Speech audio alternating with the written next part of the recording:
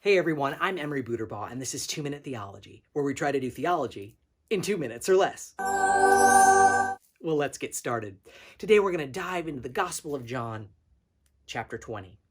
This is after the resurrection, and the disciples are fearful. They fear that they'll be harmed by the people around them, and so they've locked themselves in an upper room.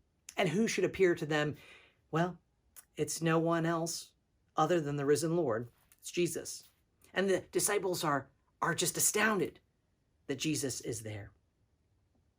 You see, the disciples had put up barriers, they had locked doors, all because of the fear that they felt. And God was still able to meet them in the midst of that.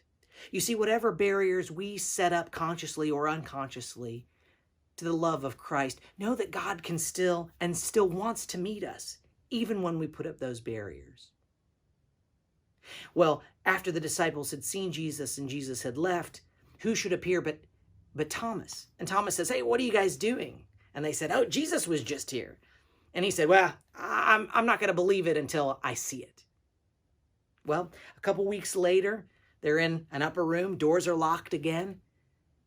Thomas is there, the disciples, and Jesus appears again and shows Thomas his hands and his feet and says, "Thomas, now you can believe."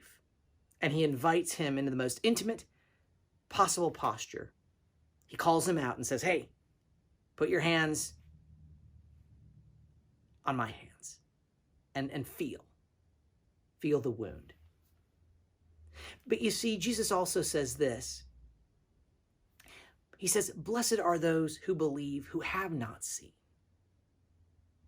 Wow, that's all of us today.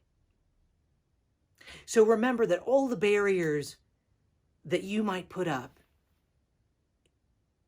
against a relationship with God, know that He will still meet you, still desires to meet you, can still break down all those barriers, and that His love can still reach you, even through the darkest fear and the thickest door. Well, think about that this week, that we know a God, and a God wants to be with you and to commune with you and loves you so very much. So think about that throughout the week. And until next time, peace.